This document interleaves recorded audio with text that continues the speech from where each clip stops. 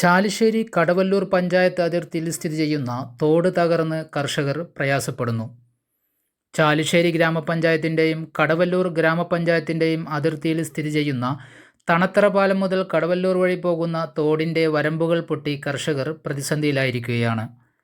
കഴിഞ്ഞ ദിവസങ്ങളിലുണ്ടായ കനത്ത മഴയിൽ തോടിൻ്റെ വരമ്പുകൾ പൊട്ടി കൃഷിയിടങ്ങളിലേക്ക് വലിയ തോതിൽ വെള്ളം കുത്തിയൊലിക്കുകയും കൃഷിനാശം സംഭവിക്കുകയും ചെയ്തിട്ടുണ്ട്.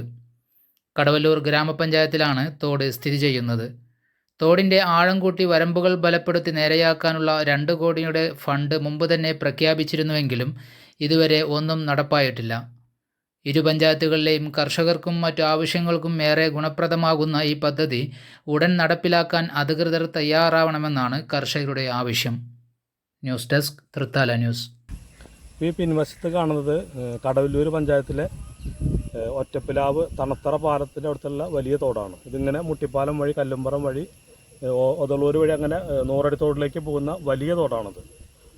ഈ തോട് എന്താ പറയുക, ആഴം കൂട്ടി തോട് വരമ്പ് ബലപ്പെടുത്തുക എന്നുള്ള പദ്ധതി ഒരുപാട് വർഷങ്ങളായിട്ട് അതുമായി ബന്ധപ്പെട്ട് ഇവിടുത്തെ കർഷകരും നാട്ടുകാരൊക്കെ ഇതിൻ്റെ പാടശേഖരങ്ങളൊക്കെ ശ്രമം നടത്തുന്നുണ്ട്.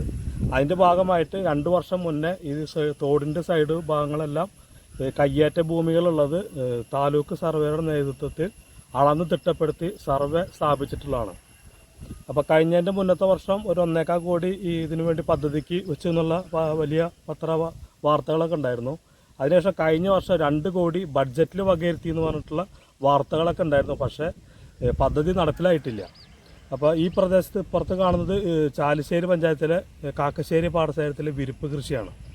അപ്പോൾ ഇത് 2 പഞ്ചായത്തുകൾക്ക് ഗുണം ചെയ്യുന്ന ഈ തോടുമായി ബന്ധപ്പെട്ട പദ്ധതി ചെയ്യുമ്പോൾ കർഷകർക്ക് മാത്രമല്ല ഈ പ്രദേശങ്ങളിലെ കുടിവെള്ളത്തിന് വലിയ മാർഗമാവുന്ന വലിയൊരു പദ്ധതിയാണ് ഇവിടെ നടപ്പിലാക്കേണ്ടത്. വർഷങ്ങളായിട്ട് ഈ പ്രദേശത്തിലെ കർഷകരും നാട്ടുകാരൊക്കെ വേണ്ടി ഇതിനുള്ള ശ്രമങ്ങൾ നടത്തുന്നുണ്ട്. അപ്പോൾ അത് ഈ ഓരോ വേനൽക്കാലം വരുമ്പോഴും അത് ആ വർഷം നടപ്പിലാവും എന്നുള്ള പ്രതീക്ഷയിലാണ്.